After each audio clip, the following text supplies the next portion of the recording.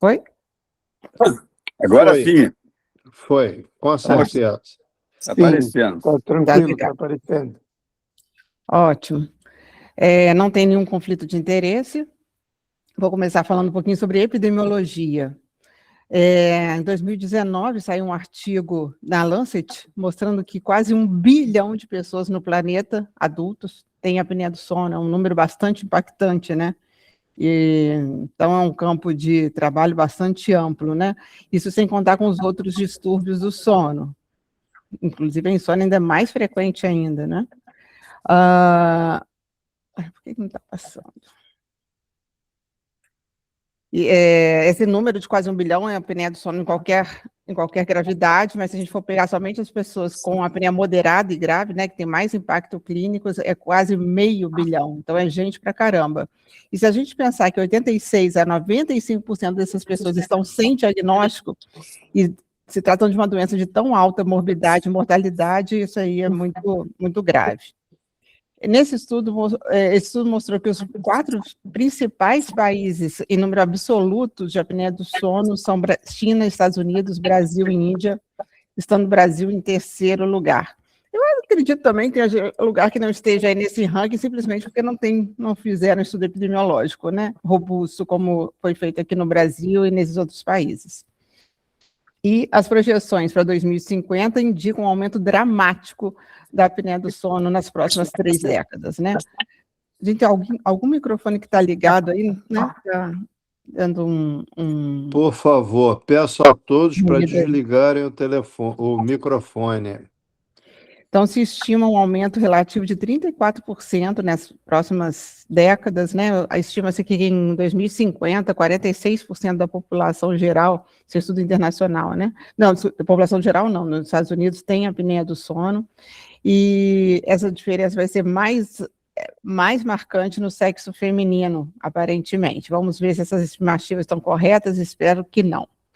E mesmo considerando o uso das canetas famosas emagrecedoras, né, estima-se um aumento contínuo na prevalência de apneia do sono, porque embora elas realmente sejam eficazes para a apneia do sono, 50% das pessoas que perdem peso com as canetas, elas continuam ainda tendo apneia do sono, num nível clinicamente significativo, porque afinal de contas a apneia do sono não é só obesidade, conforme eu vou mostrar adiante, é uma doença multifatorial. E nem todo mundo tem acesso a esse tipo de tratamento, né? Então, o Episono foi um estudo que teve várias versões, nós estamos na 4ª versão, realizado no Brasil, um estudo bastante robusto, de uma metodologia muito elegante, e foi o primeiro estudo de base populacional na América a utilizar a polissonografia tipo 1. Em 2007, fizeram uma amostra probabilística com 1.042 participantes da população geral, eram adultos com ou sem sintomas de distúrbios do sono. Já em 2018, 2019, foi publicado agora, o ano passado, esse estudo, né? Os dados foram coletados nesses anos, mas o trabalho foi publicado nesse ano, 2026, mostraram o seguinte, que a prevalência naquela época era de 32,9% de apneia do sono na população geral, agora está em 37,1% no Brasil. E se a gente contar somente a apneia moderada ou grave, era 16% e agora 18%. Então, é muita gente. Antigamente, a gente achava que era uma doença grave, né, que atingia, lembra desse artigo? 2 a 4% da população, mas, infelizmente, é muito mais comum do que a gente pode se imaginar. Quais são os fatores de risco, né? Um deles é o sexo masculino, os homens têm 3 vezes mais chance de ter apneia do que as mulheres, né, um fator de risco independente, e essa diferença tende a se estreitar, a minimizar a partir de 50 anos. Por que será, né? Por causa dessa fase terrível que a gente passa, que eu estou passando atualmente, que é a menopausa, né? Aparentemente, o estrogênio ele tem um efeito protetor sobre o tônus da faringe, enquanto a testosterona é o contrário. É engraçado que agora as mulheres estão fazendo reposição de estrogênio e testosterona, eu não sei no que isso vai dar. Enfim. Existe também uma forte correlação com a idade, aliás, é o fator de risco que tem mais significância, né? A gente vai aumentando a prevalência de apneia do sono à medida que a gente vai envelhecendo, justamente por causa de diminuição de tônus muscular de uma forma geral, inclusive na musculatura da faringe. Então, quais são os 3 fatores de risco independentes encontrados nesse estudo? Como eu já falei aqui, envelhecimento, que é a associação mais forte, obesidade e sexo masculino. Sendo que a partir de 50 anos, esse terceiro fator de risco já não é tão importante assim. Agora, por que aumenta essa mudança demográfica tão acentuada, né? É muita coisa, 4 pontos percentuais nesse espaço de tempo, né? Primeiro, pode ter, uma das coisas que foi aventada, a possibilidade é que essa amostra atual tem pessoas mais velhas, né? 49% das pessoas com mais de 50 anos, sendo que eram 29% nas pessoas com... na terceira versão, né, na versão anterior. Só que isso tudo foi ponderado, então não é um motivo que realmente explica essa diferença.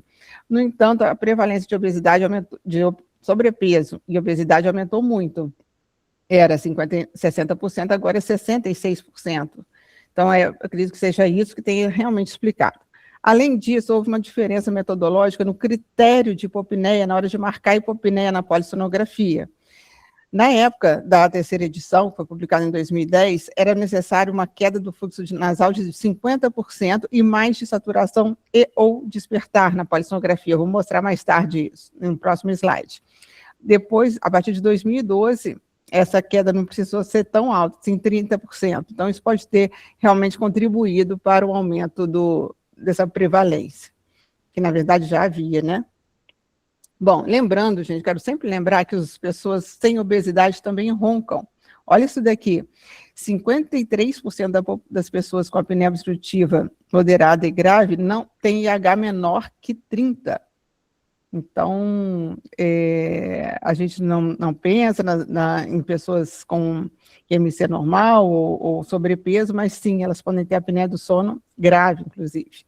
E as mulheres também roncam e param de respirar, e é um desafio, porque elas têm uns sintomas diferentes dos homens, elas têm mais fadiga, elas se queixam mais de insônia do que os homens, têm mais distúrbios do humor, transtorno do humor como consequência da apneia, da depressão, como sintomas depressivos, por exemplo, tem mais cefaleia matinal, sentem mais refluxo e tem mais nictúria do que os homens com apneia do sono. No entanto, elas têm mais doença cardiovascular, para o mesmo nível de índice de apneia e hipopneia, e a mais subdiagnosticada, porque ficou na mente de todo mundo que o homem com apneia, com o paciente com apneia, é aquele homem de meia idade obeso, e nem sempre é assim. Fisiopatologia.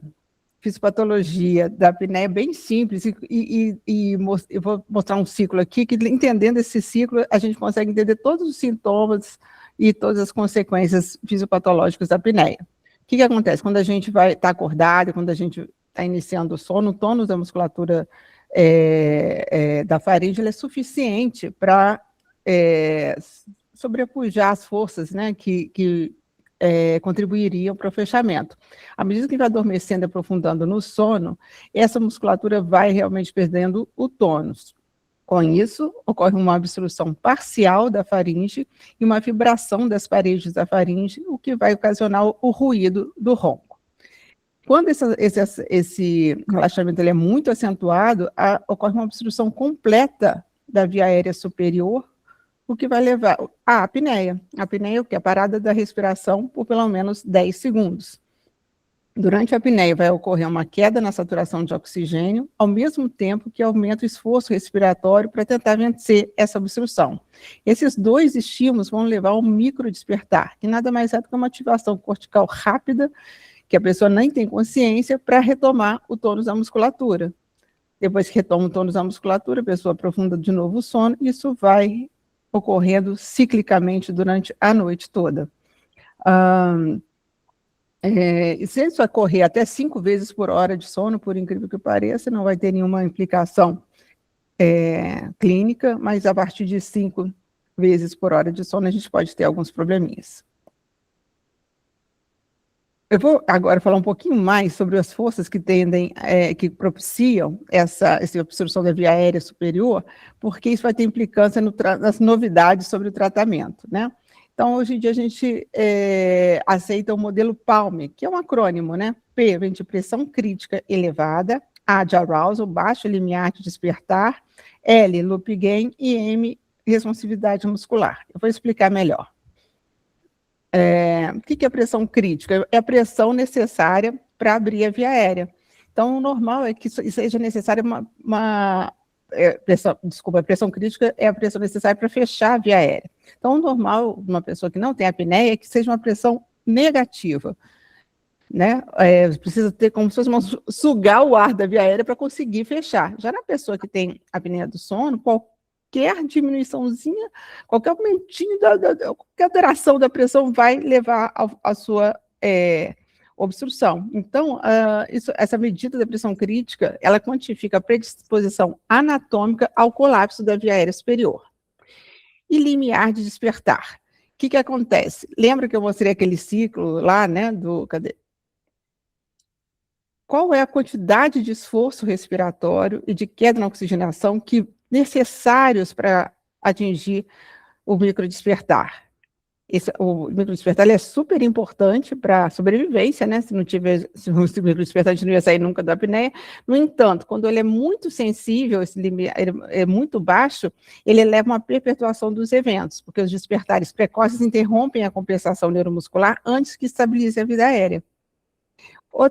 Outro conceito muito importante que vem da engenharia, né, o loop gain. Quando a pessoa tem um loop gain alto, eu comparo o loop gain ao como se fosse um termostato exagerado do ar-condicionado. Então, se está muito calor, ele vai com tudo no motor, vai ligar o motor, vai rapidamente para pressões muito baixas, a ponto da gente morrer de frio. Só depois que está frio e tal, ele demora para perceber que está muito frio e para responder, e aí esquenta demais, e fica nesse vai e volta. Esse é o loop gain alto, entendeu? Um controle ventilatório instável que leva a uma hiperventilação após o despertar, que vai gerar hipocapnia. E hipocapnia leva à hipotonia da via aérea superior também. E outro ponto muito importante, né, é a responsividade muscular reduzida, que é justamente o recrutamento insuficiente do músculo genioglosso durante o sono. Lembrando que o genioglosso é o principal músculo dilatador da faringe, que é a perda do tônus muscular.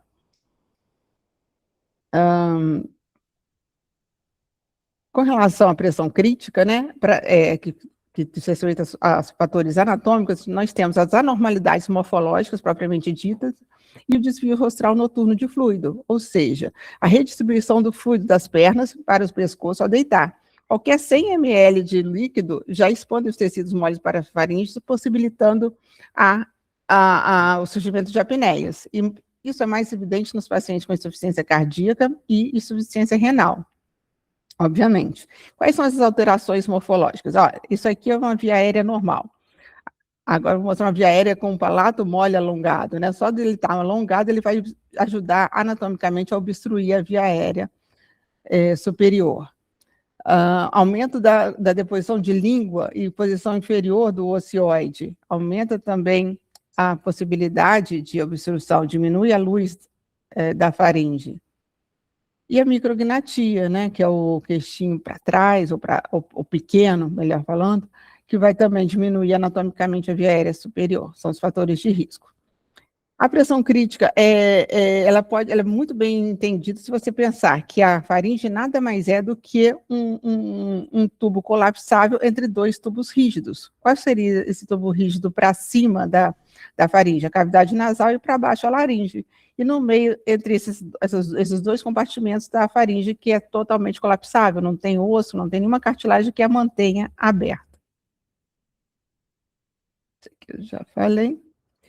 É importante a gente entender esse daqui, né? Esse aqui é o limiar de despertar, porque podemos ter um possível alvo farmacológico, que já, inclusive, é uma medicação que já está pedindo autorização no FDA. Vou falar isso mais tarde. Com relação ao loop gain, né, que é a instabilidade ventilatória, é isso, ocorre a apneia, o sistema ventilatório ele responde exageradamente, levando à hiperventilação, isso vai levar à diminuição da PaCO2, que vai levar à hipotonia dos músculos dilatadores, colapso da faringe, e mais uma vez esse processo vai se perpetuar. O genioglosso é o principal músculo dilatador da faringe, na vigília sua ativação tônica compensa a anatomia desfavorável, mas ao adormecer essa compensação se perde. A diferença entre pacientes está na capacidade de recrutamento residual.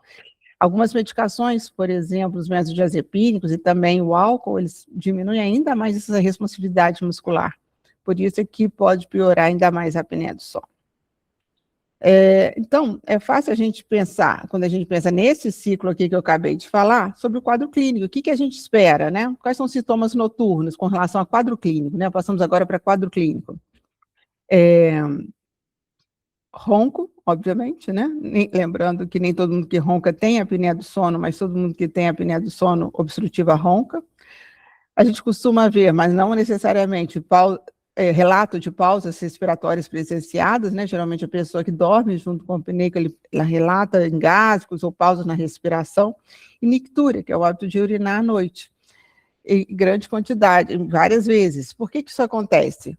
Há duas hipóteses para isso. Uma é que no sono N3, a mais aceita, né? É que no sono N3 a gente tem um aumento da produção do ADH, que mudou de nome, eu não consigo decorar atualmente, e aí você tem o maior volume de produção de urina no sono N3.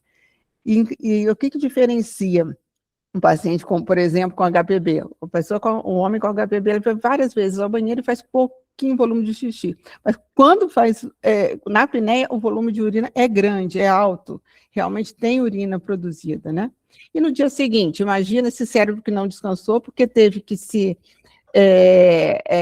ressuscitar, né? Ressuscitar a pessoa várias vezes à noite. O que a gente vai encontrar? Sonolência diurna excessiva, independente do número de horas que ele dormiu, fadiga, dificuldade de concentração, sintomas depressivos e disfunção sexual, além de outros. Quais são as consequências, né? Novamente, eu vou colocar esse ciclo aqui para tornar fácil nossa compreensão. O que a gente tem? Primeiro, a gente tem três pontos principais: a hipóxia intermitente, a fragmentação do sono e grandes oscilações da pressão intratorácica, porque a cada apneia a gente tenta respirar com mais força, cria uma pressão ainda mais negativa intratorácica. Isso vai levar a estresse oxidativo, ativação do sistema nervoso simpático, por causa em cada microdespertar existe uma descarga adrenérgica, ativação do eixo hipotálamo hipófise adrenal e aumento da pré e pós-carga. Quais são as consequências disso? Aumento da pressão arterial sistêmica, desregulação metabólica, inflamação sistêmica, disfunção endotelial e disfunção miocárdica.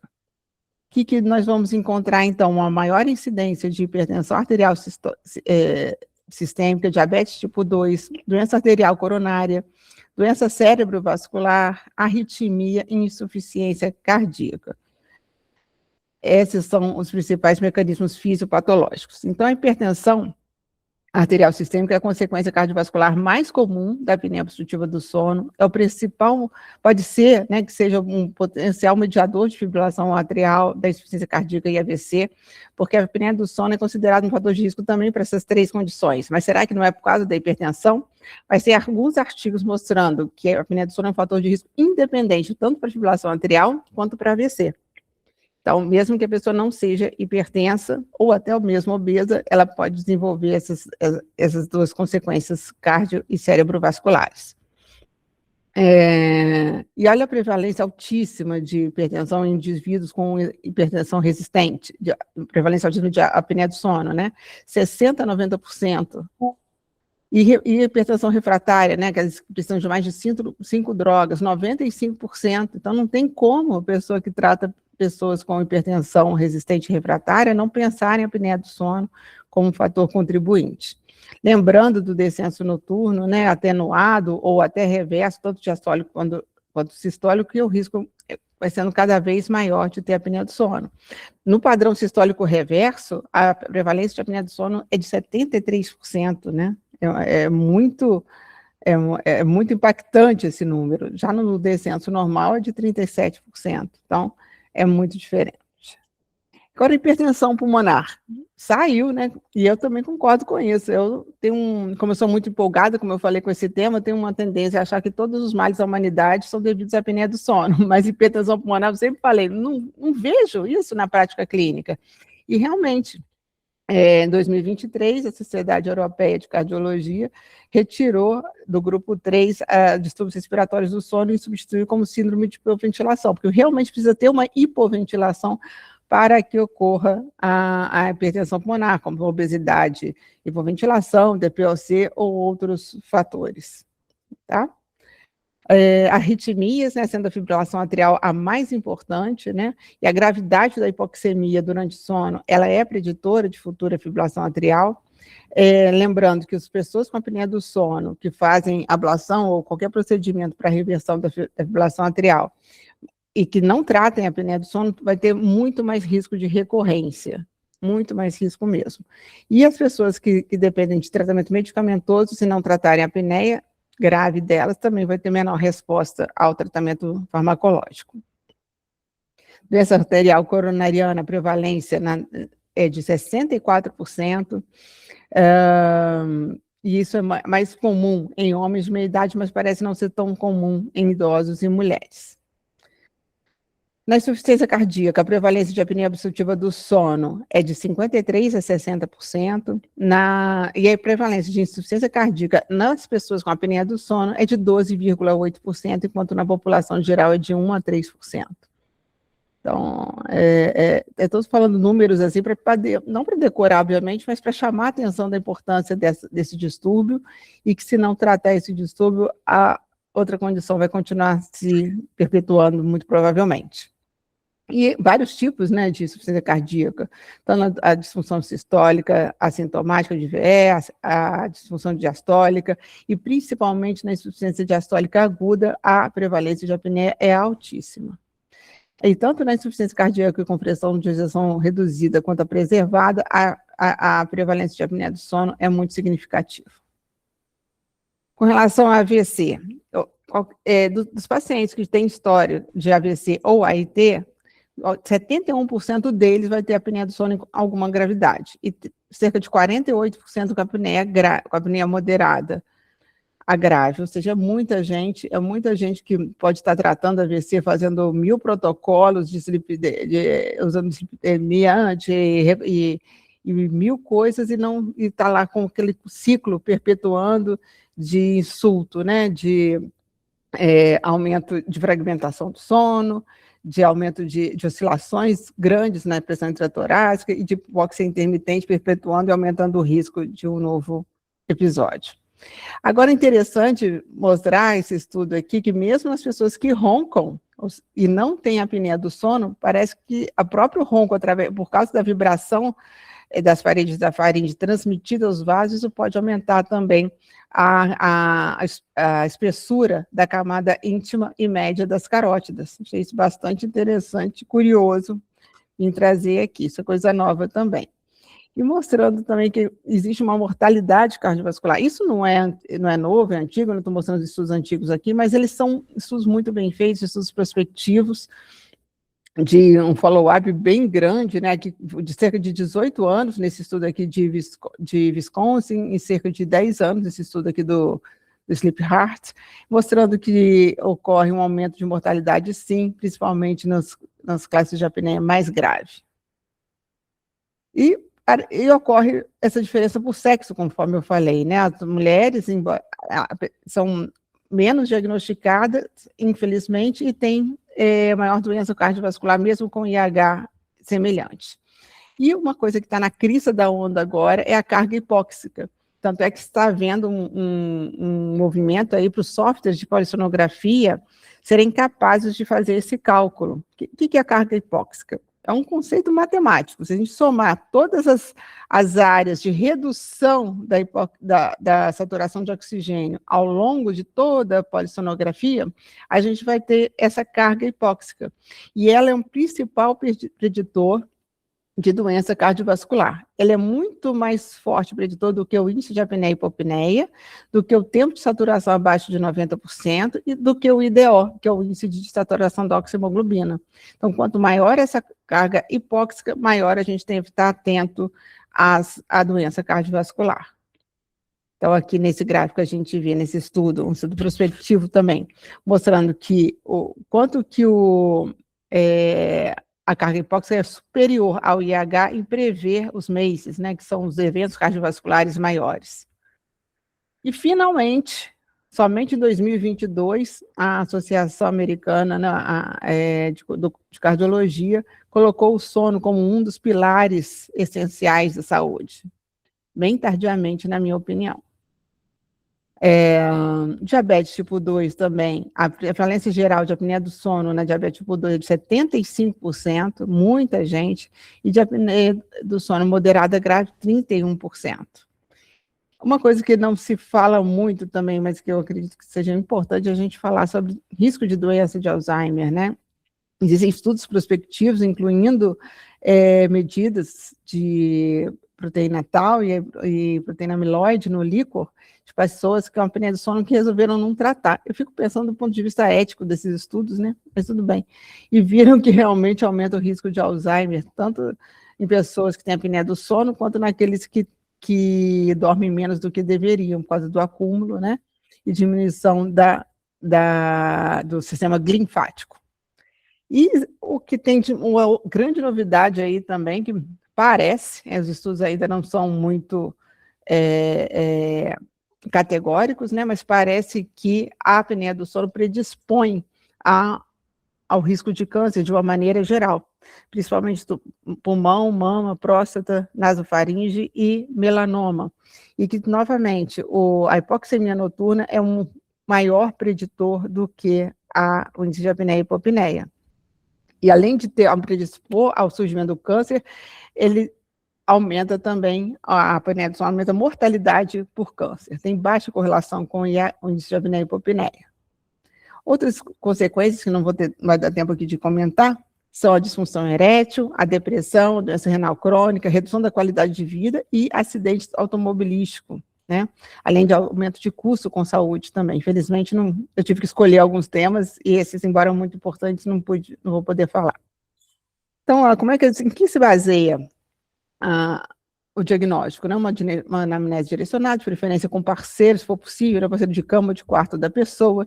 Existem questionários padronizados, alguns índices antropométricos ajudam demais, principalmente circunferência de pescoço, uma fita métrica que custa R$3 no camelô, ajuda demais ali a gente identificar, vou mostrar para vocês os valores. E a oximetria noturna e esses dispositivos vestíveis, como relógio e anéis, estão sendo aí propagados como se fossem dar o diagnóstico de apneia. Ainda não estamos nesse nível, eles são apenas ferramentas de rastreio, conforme eu vou mostrar. Muito se fala na literatura, tanto americana quanto europeia, do questionário de Berlim e do Stop Bang. Eu, pessoalmente, na prática, eu detesto esses questionários. O Berlim tem muitas perguntas, o Stop Bang é muito sensível, o Epworth também, que é muito falado, ele não é específico para apneia, qualquer um que dê plantão noturno vai estar com Epworth alto no dia seguinte ou até alguns dias depois, e eu gosto muito do SACS, que é muito pouco falado. Vou mostrar para vocês. Olha quantas perguntas tem o Berlim. Quem merece? Depois, cada pergunta tem um peso, é uma confusão danada. E o Stop Bang são 8 situações do dia a dia, até um questionário prático, mas tem uma especificidade muito baixa, muito falso positivo. Lá, por exemplo, na UERJ, que a gente quer saber triar as pessoas bem, saber triar bem, a gente não pode usar isso aí, senão a gente não tem leito, né? A gente já não tem leito mesmo para as pessoas que precisam. Imagina se a gente for colocar todo mundo com Stop Bang alto. A sonolência de Epworth, a escala de sonolência, conforme eu falei, vai dar alta em todo mundo, geralmente por privação do sono. E o SAC são 3 perguntas de circunferência para o pescoço. Você coloca aqui na tabelinha, pronto. Pontuação de 15 para cima, indica alta probabilidade de ter apneia. Lembrando que os 4 questionários já estão validados para a língua portuguesa do Brasil. Então, como a gente pode ver, olha, os maiores níveis de sensibilidade, especificidade, valor positivo e negativo são realmente do SACS. O SACS só não é bom quando a pessoa dorme sozinha. Aí, realmente, por quê? Das 3 perguntas, 2 dependem de um parceiro para poder responder, né? A primeira pergunta, você tem pressão alta ou toma algum remédio para controlar a pressão? Sim ou não? Meu parceiro diz que ronco. Qual é a melhor resposta sobre a frequência do ronco? Qualquer resposta diferente de não sei dizer ou nunca vai ser uma resposta positiva. Meu parceiro diz que engasgo ou fico sufocado enquanto durmo. Mesma coisa, qualquer resposta diferente de não sei dizer ou nunca vai ser considerada uma resposta positiva. E aí a gente leva aqui para esse quadrinho. Então, isso ajuda demais, gente, ajuda muito mesmo. Depois, se vocês quiserem, eu mando para o professor esse questionário aí validado, se vocês quiserem usar aí na prática. O Mallampati existe uma correlação, né, que é aquele índice de dificuldade de intubação, mas também não é tão forte. Agora, olha isso. Homens com mais de 43 centímetros de pescoço e mulheres com mais de 37 centímetros de pescoço têm 3 vezes mais chance de ter apneia moderada ou grave. E essa circunferência de pescoço é um fator preditor muito mais forte do que o próprio índice de massa corporal. Agora, esses dispositivos vestíveis, eu fiz um slide poluído para representar como é que está a minha mente sobre isso. Está repoluída dessas informações aí que a gente fica sem saber que o paciente já leva o aplicativo dos vestíveis e mostra que é totalmente estressado porque o equipamento detectou a apneia do sono. Mas será que isso é tão confiável assim? Eu tenho muitas dúvidas, né? Então, eles ainda não substituem a polissonografia, pelo menos por enquanto.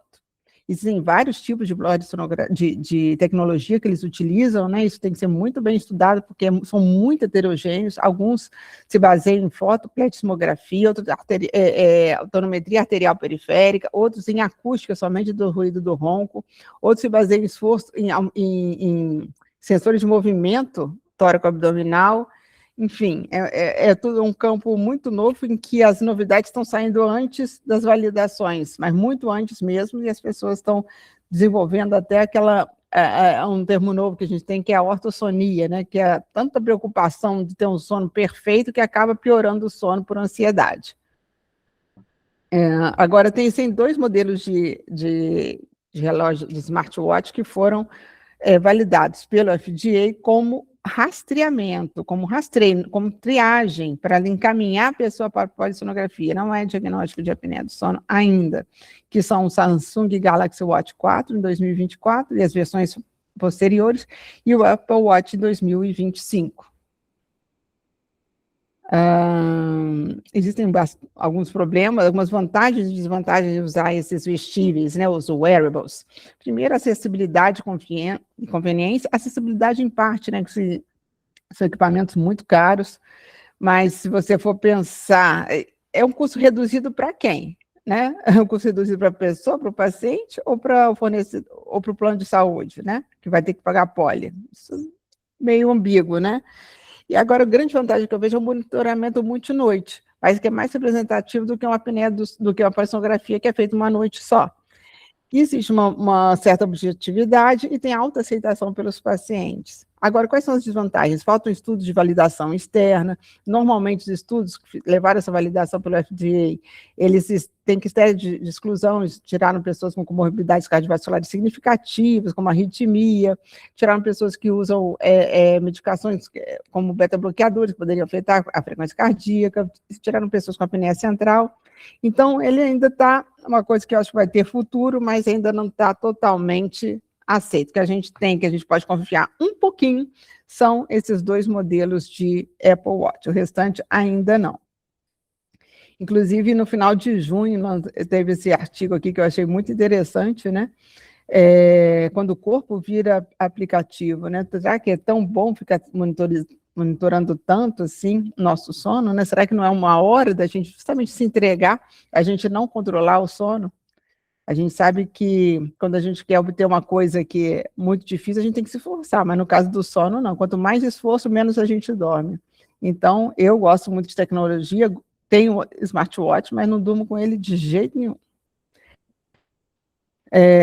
O diagnóstico, então, da apneia do sono ainda se baseia na polissonografia. Professor Rosati, está tudo bem aí? Está tudo certinho? Está tudo ótimo. Então tudo ótimo. Sem saber se espero caiu que esteja para todo mundo. Não caiu, não. Às vezes, né, tem essa sensação que você está falando sozinho, mas não está, não. Está todo mundo prestando atenção. Obrigada, professor. Então, a polissonografia ainda... o diagnóstico da apneia do sono ainda se baseia na polissonografia, né? E nós temos 4 tipos de polissonografia, sendo que a 4ª nem é considerada uma polissonografia propriamente dita, que é uma simples oximetria noturna, que pode deixar de diagnosticar muitos casos.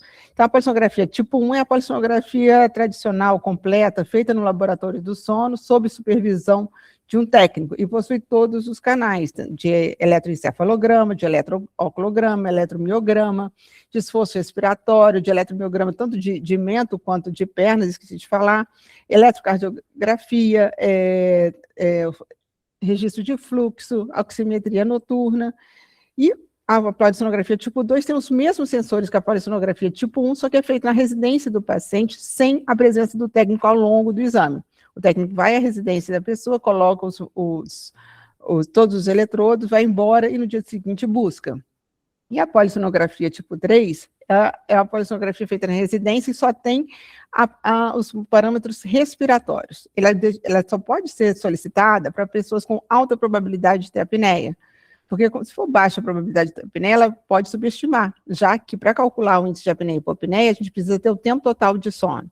No caso da polissonografia tipo 3, como não tem monitorização neurológica, a gente vai usar o tempo total de registro, que geralmente é bem maior do que o tempo total de sono, tá certo? Então, quais são as vantagens da polissonografia tipo 1, 2 e 3? É claro que em casa, né, na polissonografia tipo 2 e 3, vai ser uma noite muito mais representativa do que no laboratório do sono. Agora, para treinamento técnico, né, de colocação e retirada dos eletrodos, a polissonografia 3 é muito mais vantajosa, porque o próprio paciente coloca o aparelho em si mesmo. Isso tem dado muito certo, tanto eu posso dar aqui meu testemunho, tanto no particular quanto no privado. E treinamento e leitura é muito mais simples na polissonografia tipo 3, o custo é muito menor na polissonografia tipo 3, mas como eu disse, não é para todo mundo. Agora, a gente tem um índice de apneia e hipopneia muito mais acurado quando você tem a monitorização neurológica, e sendo que com relação à possibilidade de perda de sinal, a polissonografia tipo 1 é a que menos tem esse risco, a não ser que o técnico durma mais que o paciente, não veja que algum eletrodo caiu, né? E a polissonografia tipo 3, ela só é capaz de diagnosticar os transtornos respiratórios do sono, já que só tem monitorização respiratória e não tem neurológica, nem cardíaca, nem de pernas. Então, qual polissonografia pedir na prática, né, para quem não é especialista? Você está diante de um paciente que você suspeita que tem apneia do sono. O que você vai fazer? Essa suspeita é alta ou baixa? Se for alta, de acordo, eu sugiro, né, você usar aquele questionário SACS, mas existem outros, conforme eu te falei.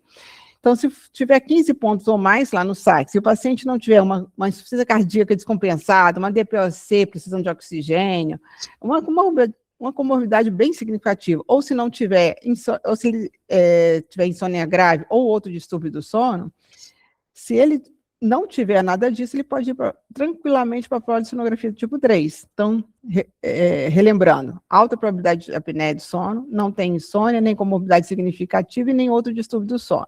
Então, polissonografia tipo 3. Isso ajuda muito, economiza leitos de polissonografia no sistema público, uma beleza. Agora, se ele tem uma dessas três coisas, a acurácia da polissonografia 3 vai ficar prejudicado. Imagina se é um paciente com muita insônia, leva o aparelho para casa e não dorme. Vai ter um índice normal e vai achar que está tudo bem, pode não estar, né?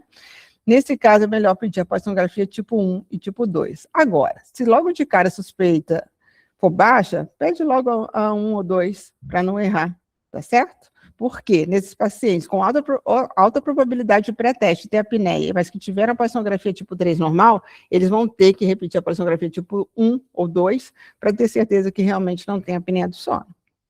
Espero que tenha ficado bem simplificado aqui e prático para usar no dia a dia.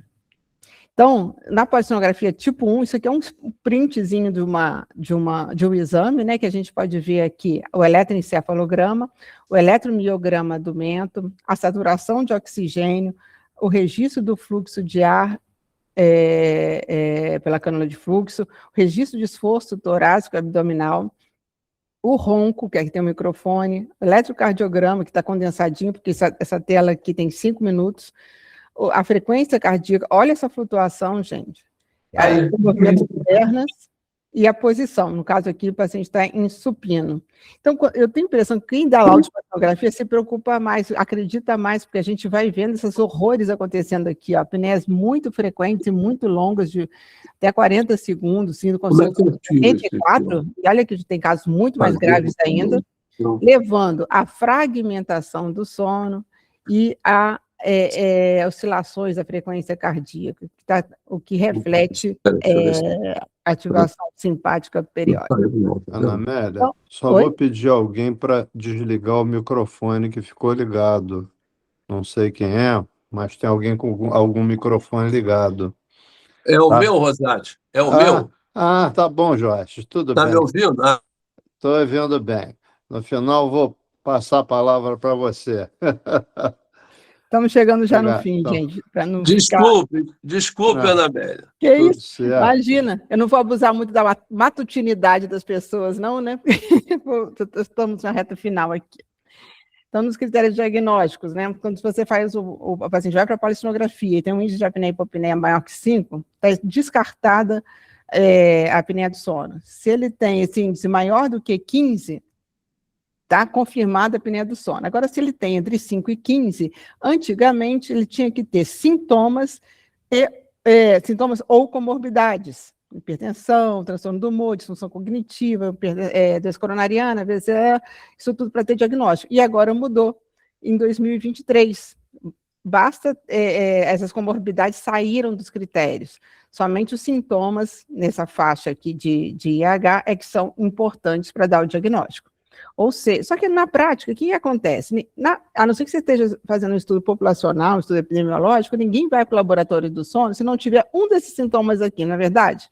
Então, a gente acaba considerando praticamente, né, quase todos os pacientes com IH de 5 para cima como tendo apneia obstrutiva do sono. Tratamento, né? Existem basicamente 5 formas de tratamento, né? Terapia posicional, o dispositivo de avanço mandibular, a pressão positiva de ar na via aérea, as medidas de perda ponderal e cirurgias na faringe. Cirurgia na faringe ou cirurgia bariátrica. Eu vou falar rapidamente sobre elas. O IOR, o dispositivo de avanço mandibular intraoral, ele é inferior ao CPAP para controlar o índice de apneia e hipopneia, mas pode ser uma opção na apneia obstrutiva do sono leve a moderada ou pessoas que têm baixa adesão ao CPAP. Uma coisa que não é muito falada, esses pacientes costumam ter muito, a médio e longo prazo, muito problema de articulação temporomandibular e problemas de oclusão. Eles têm que estar previamente, então, quais são os critérios de exclusão para essa forma de tratamento? Não podem ter doença prévia da articulação temporomandibular e não podem ter obstrução nasal. A estimulação de hipoglosso é uma técnica cirúrgica em que você coloca como se fosse um marca-passo mesmo de hipoglosso, é uma técnica ainda não está liberada no Brasil, não me empolga muito esse tratamento. A cirurgia de avanço, né, maxilomandibular nos pacientes com retromicrognatia, muito bem selecionados, que não sejam obesos, nem muito velhos, tem um resultado fantástico, tanto resultado clínico quanto resultado estético também, bem interessante, e eu acredito que até talvez isso aqui mude, né, futuramente, porque tem pessoas jovens de 20 anos, que têm uma retrognatia muito acentuada, magros, que vão responder tão bem, será que realmente nesses casos não seria a primeira opção, né, para essa pessoa? Enfim. E o CPAP, né, que é o mais famoso, né, que é a pressão positiva contínua de ar na via aérea, que dá uma solução mecânica, ele joga uma coluna de ar para a via aérea e vai mantê-la aberta. Enquanto a pessoa está conseguindo usar, isso vai ficar aberto. E lembrando que a titulação agora, ela é opcional, né, ou seja, após o diagnóstico não tem mais a necessidade da pessoa passar uma segunda noite no laboratório do sono, ela pode partir direto para o tratamento, com CPAP automático em casa e tem os mesmos desfechos em termos de adesão, controle da apneia e melhora da sonolência diurna. E qual o futuro próximo? Bem próximo mesmo, que são o tratamento baseado nos endótipos e fenótipos. Endótipos é uma classificação com relação à fisiopatologia e fenótipo com relação ao quadro clínico. Então, lembra daquele modelo Palmer que eu falei? Então, futuramente a gente vai poder fornecer um tratamento mais individualizado e mais assertivo, né? Então, aqueles pacientes com pressão crítica elevada, ou seja, anatomicamente, anatomia desfavoráveis, tudo que puder levar a emagrecimento, como, por exemplo, a tirzepatida, que foi aprovada pelo FDA, inclusive, né, em 2024, vai poder ser usada, se for um paciente obeso, obviamente, né? Pessoas que têm retenção de líquido poderão usar. Isso tudo, gente, é tudo assim, é o racional do uso, tá? Isso ainda não está validado realmente como forma de tratamento. Diuréticos para diminuir o desvio rostral de líquido para o pescoço durante o decúbito, né? Pessoas que têm um determinado tipo de obstrução de via aérea superior anteroposterior poderão ser selecionadas para dispositivo intraoral de avanço mandibular, cirurgia de avanço mandibular, para laringoplastia expansora, isso tudo só para quem tem esse fator P mais pronunciado.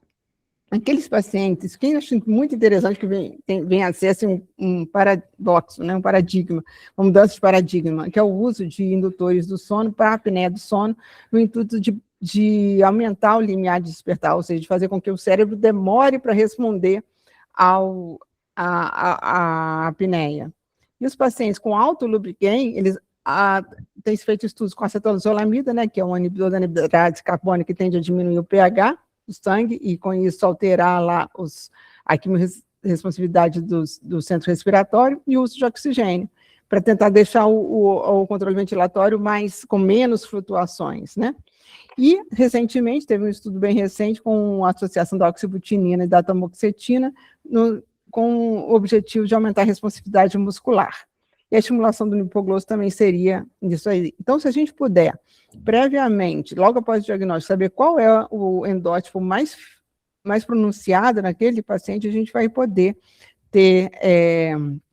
ser mais assertivo na indicação do tratamento ou fazer até associação de tratamentos. E isso a inteligência artificial vai ajudar muito a gente, porque raramente a pessoa vai ter só um fator, vai ter uma conjunção de fatores, e aí vai ter todo um machine learning para ajudar a gente a escolher a melhor forma de tratamento. Então, como eu disse, a discepatina foi aprovada não em 2024, desculpa, mas em 2025, como primeiro medicamento para tratamento da apneia moderada grave em adultos com obesidade. Isso foi propagado, isso deu um problema danado, um monte de paciente magro ligando, posso usar a discepatina para ir largar o CPAP? Não, né, gente? É só para quem tem obesidade, obviamente, tá? E lembrando que 50% dos pacientes, mesmo que depois diminuam o peso, vão continuar tendo apneia do sono a nível significativa, a ponto de ainda precisar do CPAP. E esse estudo, né, que foi publicado bem recentemente, agora em julho de 2026, deu uma antipatia solene. Foi um estudo de fase 3, né, prospectivo, com mais de 600 adultos, todos intolerantes ou que recusaram o CPAP e foram acompanhados por 26 semanas. Foi um estudo duplo cego, randomizado, controlado por placebo.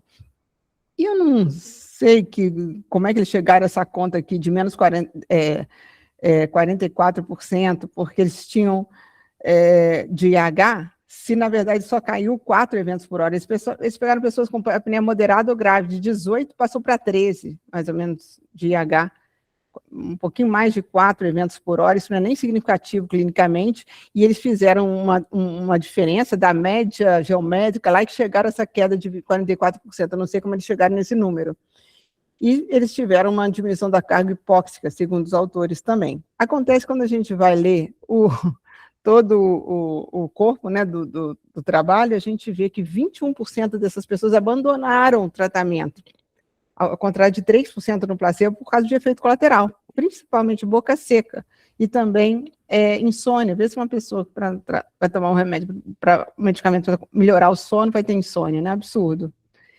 E os fenótipos são clusters de acordo com o quadro clínico, né, os excessivamente sonolentos, tendem a ter mais adesão ao CPAP, as pessoas com sono perturbado geralmente está associado ao baixo limiar de despertar, podem ser direcionados para hipnóticos, e as pessoas com poucos sintomas, será que vale a pena tratar ou não, né? A adesão do CPAP é fundamental para que haja diminuição do risco cardiovascular. A gente sabe que as pessoas que têm adesão realmente têm um risco menor de doença cardiovascular. A gente consegue monitorizar de forma objetiva a adesão, e a gente tem adesão alta, né, não é tão baixa quanto se passava antigamente, né, de 75% dos pacientes conseguem aderir por pelo menos 90 dias, e isso se persiste, né, depois de 4 anos. Vou passar aqui mais perto. mais rapidinho. Então, concluindo, a apneia do sono é altamente prevalente em pacientes com doença cardiovascular e na população geral também. Nem todo apneico é um homem de meia idade, obeso e sonolento. A adesão ao CPAP é facilmente alcançada quando o paciente é bem acompanhado e o tratamento eficaz melhora o prognóstico. Muito obrigada. Excelente, Ana Amélia. Acho que você conseguiu resumir assim alguns tratados de medicina nesses nossos menos de 60 minutos de palestra. Eu, pessoalmente, fiquei absolutamente estarrecido com o subdiagnóstico da apneia do sono nas mulheres. Se você falou que 93% estão subdiagnosticados, a medicina está falhando em diagnosticar nessa população a apneia. E também absolutamente estarrecido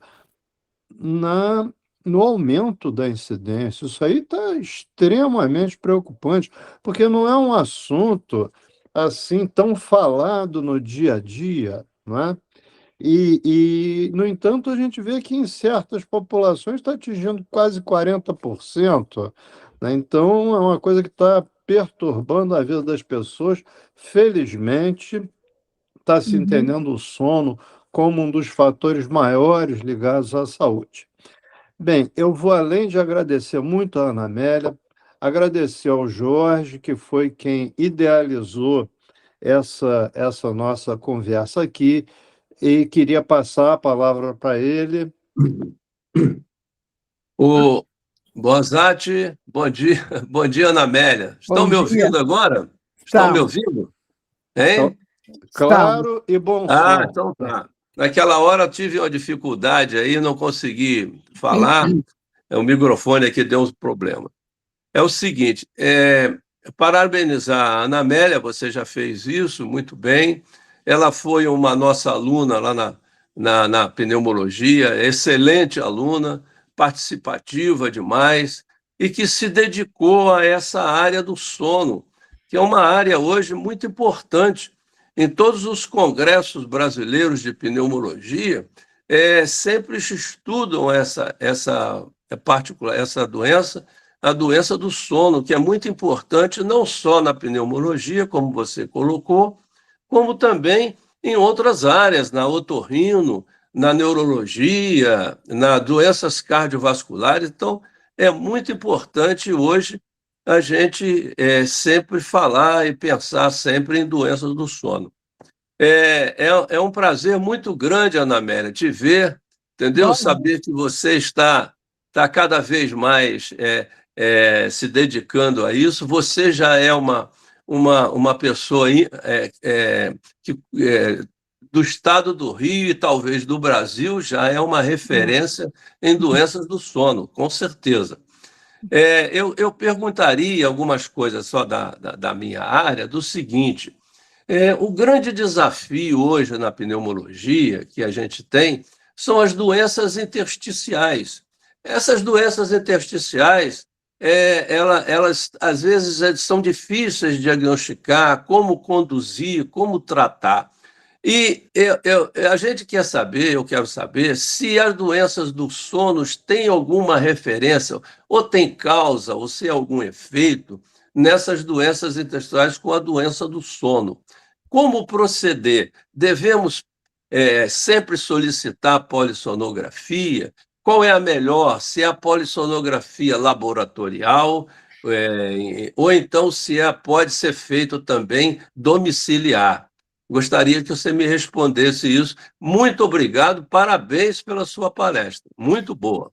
Muito obrigada, professor. As palavras muito gentis mesmo. Muito obrigada. Uma alegria realmente estar aqui com vocês. Que bom que você fez essa pergunta, porque meu doutorado que eu estou fazendo agora é justamente sobre isso. Opa! Eu estou estudando a apneia do sono. Então fui na mosca, Eu estou acompanhando o ambulatório de doenças intersticiais lá da UERJ, né, e recrutando os pacientes com fibrose pulmonar idiopática e com fibrose pulmonar progressiva para fazer polissonografia tipo 1.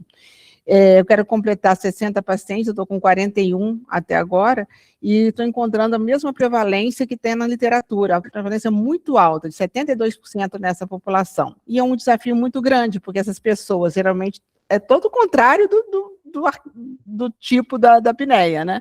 Não são obesas, não roncam muito, esses questionários não valem nada, não tem menor poder de predição de apneia. Então, a literatura ainda não está categórica nisso, mas só mesmo o exame objetivo da polissonografia que vai poder determinar se a pessoa tem apneia do sono ou não. Agora, já tem estudos prospectivos mostrando que as pessoas que têm apneia do sono e tratam com um CPAP diminuem a progressão da queda da função pulmonar. Oh, muito, muito interessante, muito importante isso. Agora, por que será que essas pessoas têm, né? E tem algumas hipóteses, né? E é uma via de mão dupla. Por exemplo, a pessoa que tem fibrose pulmonar tem um pulmão pequeno, né? O pulmão pequeno, ela leva a uma diminuição da tração cranial da faringe. Isso aumenta as dobras da faringe, diminuindo a luz da faringe. Então, a fibrose pulmonar pode predispor à apneia do sono. Por outro lado, a apneia do sono, através da liberação de diversos marcadores inflamatórios, como interleucina 6, radicais livres de oxigênio, KL6, calprotectina, esses que eu estou estudando aí, inclusive. Todos esses marcadores aí podem também piorar o dano da faringe. Existem outros mecanismos também que estão sendo estudados nesse caso. É muito interessante porque a associação dessas duas patologias podem dar até hipoxemia mais graves, entendeu?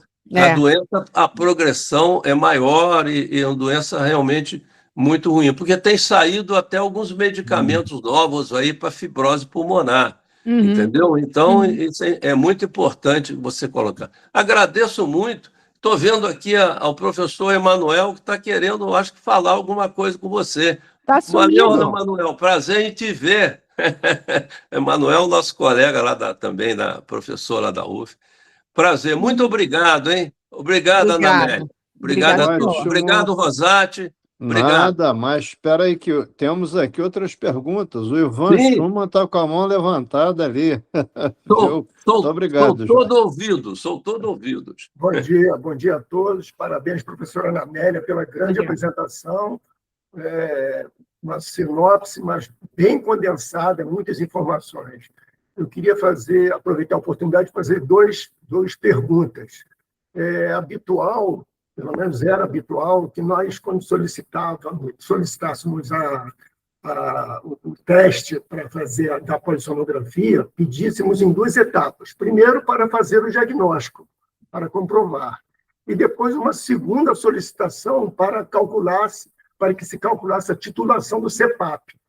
Então, a primeira pergunta seria essa: realmente é necessário se fazer a polissonografia sem a titulação do CPAP inicialmente, para que nós pudéssemos comprovar o diagnóstico e, obrigatoriamente, fazer a segunda solicitação com titulação do CPAP, ou podemos fazer já o pedido da polissonografia, incluindo a titulação do CPAP, devido à suspeita elevadíssima da existência da apneia obstrutiva do sono.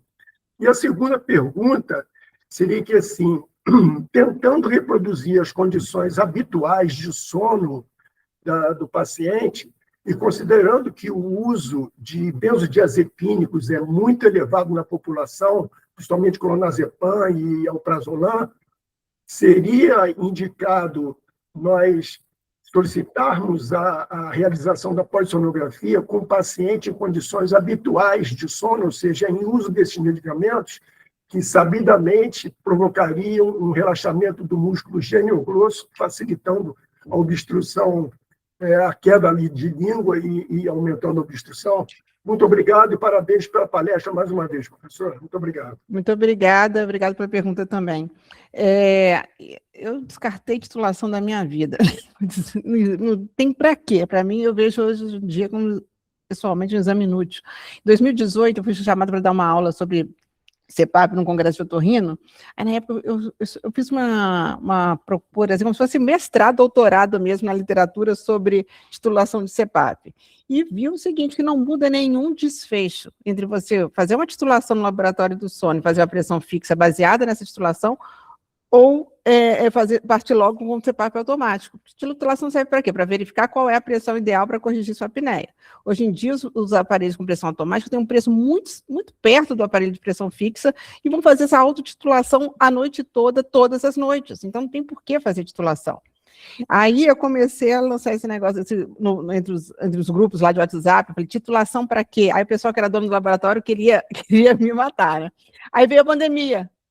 Aí a pandemia provou que realmente a titulação é desnecessária. Todo mundo que tinha acabado de ter o diagnóstico prévio de apneia começou a usar o CEPAP automático e ficou muito bem, conforme eu já estava fazendo desde 2018. Sendo que em 2019 a Academia Americana colocou como opcional nos pacientes sem complicação, mas não define muito bem o que seria essa complicação. Na prática, o que é muito mais importante no tratamento com o CEPAP é você acompanhar o paciente. Tem uma consultinha que eu faço que eu explico para o paciente como usar, eu configuro o aparelho e peço para ele voltar com 1 semana, no máximo 2 semanas. Depois 1 mês, 3 meses, 6 meses. Isso é que vai fazer diferença na eficácia, na adesão e na eficácia do tratamento. E não a titulação. E o exame diagnóstico ele é necessário ainda até para convencer o paciente. Olha aqui, sua oxigenação cai para tanto. Hoje em dia todo mundo sabe o que é a saturação de oxigênio com a da pandemia, né? Então, esses números a gente consegue convencer o paciente a fazer o tratamento, entendeu? Eu acho que se você assistir logo para a titulação, o paciente não vai ter noção do quão grave ele possa ser. E com relação ao uso aos benzodiazepínicos. Gente, essa pessoa já usa direto. Vai usar no dia também. Não vão mudar a realidade, né? Até se a pessoa bebe, vai beber no dia também. É tudo que faz, entendeu? Então, é a realidade como ela é. Nossa, muito obrigado, professora. Nada. Tchau. Oi, professor Manuel. Tudo bem? Tudo. Bom dia aí, Maria Amélia. Bom dia dia aí aos colegas, Jorge, o meu querido amigo aí, Rosati. Eu acordei um pouco mais tarde hoje, porque eu uso CEPAP e durmo que uma beleza. Essa noite eu dormi 8h30, Maria Amélia. Oh, beleza. E quero aqui até dar meu depoimento, posso? Claro. Rapidamente. Maria Amélia foi aluna lá na UF, minha aluna. Não é, Maria Amélia? Ana Amélia. Isso Ana mesmo. Amélia. Oh, Maria, desculpa, Ana Amélia. Tem problema nenhum. E na época que eu trabalhava lá no consultório, eu encaminhava esse paciente para elas de apneia do sono, e eu mesmo já tinha me feito o diagnóstico, mas é aquele negócio. Médico sempre não trata, né? Vai deixando para depois. Mas aí, um belo dia, a minha mulher reclamava muito que eu roncava. E eu fui procurar a Maria Amélia. Ana Amélia. Ana Amélia, 2016, se não me engano. Por aí, Fiquei uns tempos lá com ela. Mas veio a pandemia, você lembra que você aí me indicou até uma aqui em Niterói? Sabe o que eu fiz? Eu aprendi, eu mesmo, controlar o aparelho. E porque veio a pandemia, né? Com a pandemia, a gente aprende tudo.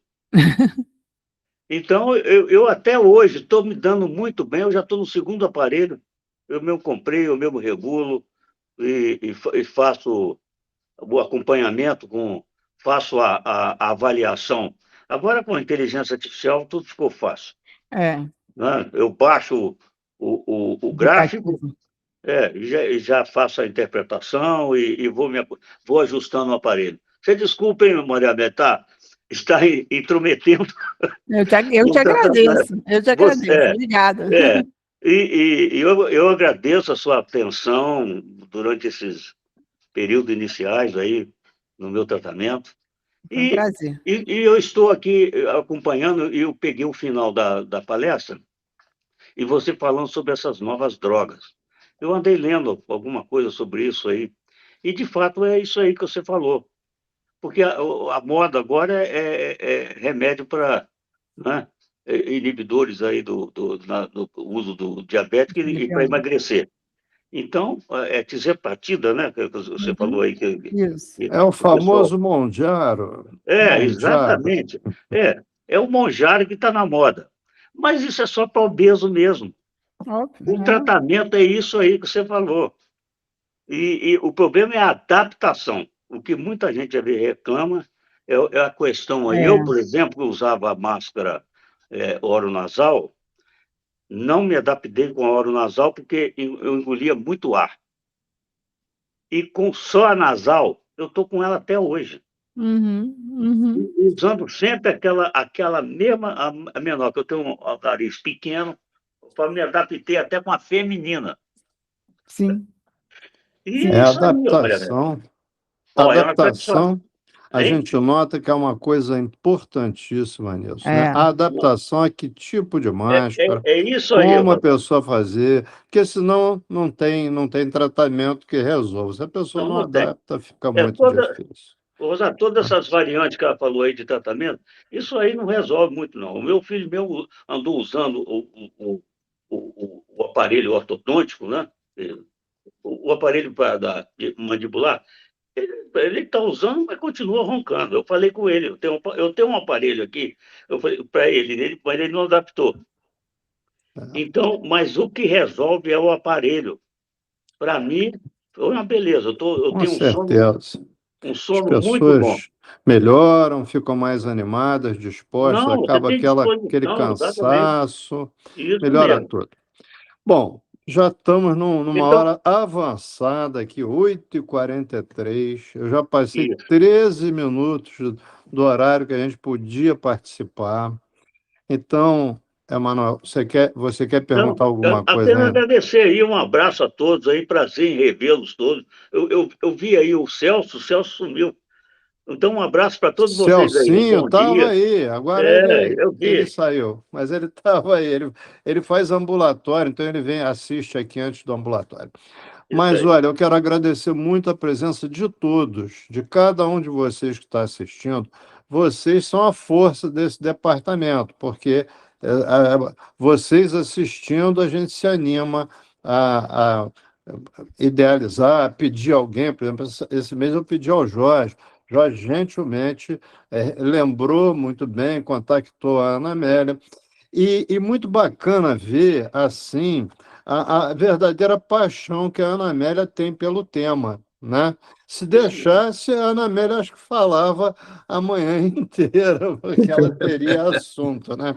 Então é muito bom ver isso, a animação, e com isso ela virou uma referência minimamente no Estado, se não nacional, nessa questão do estudo do sono. Então, Ana Amélia, muito obrigado. Sua apresentação foi absolutamente brilhante. Acho que esclareceu inúmeros pontos, deixou a gente mais preocupado ainda com essa questão da apneia do sono, com o aumento absurdo desses números. E muito obrigado a todos. Já estão convidados para a próxima reunião de agosto, na última semana de agosto, que será sobre ultrassonografia músculo-esquelética. Então, é um assunto pouco ventilado aí no dia a dia, mas que eu creio que está muito presente e aumentando. Ana Amélia, muito obrigado. Contamos com sua Obrigada. participação em outras ocasiões aí, tá? Obrigado por Podem ter contar comigo. participado e por participar agora muito gentilmente.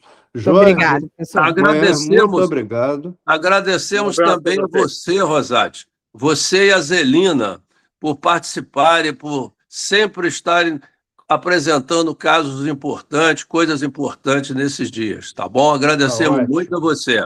E a Ana Obrigado, Amélia, já Jorge. falei. Muito A Karima obrigado. está aqui também, Um que abraço, legal. um abraço. Karima está aí. Karima. Nos deu a honra de participar hoje aí. Legal. Doutor Luiz Carlos Pacheco também está aí. Só tem Só pessoas. tem- Por isso que eu digo, eu sou muito honrado de estar conseguindo intermediar essas palestras, porque a gente tem pessoas tão bacanas aí assistindo. Então, muito obrigado a todos e até a próxima. Até.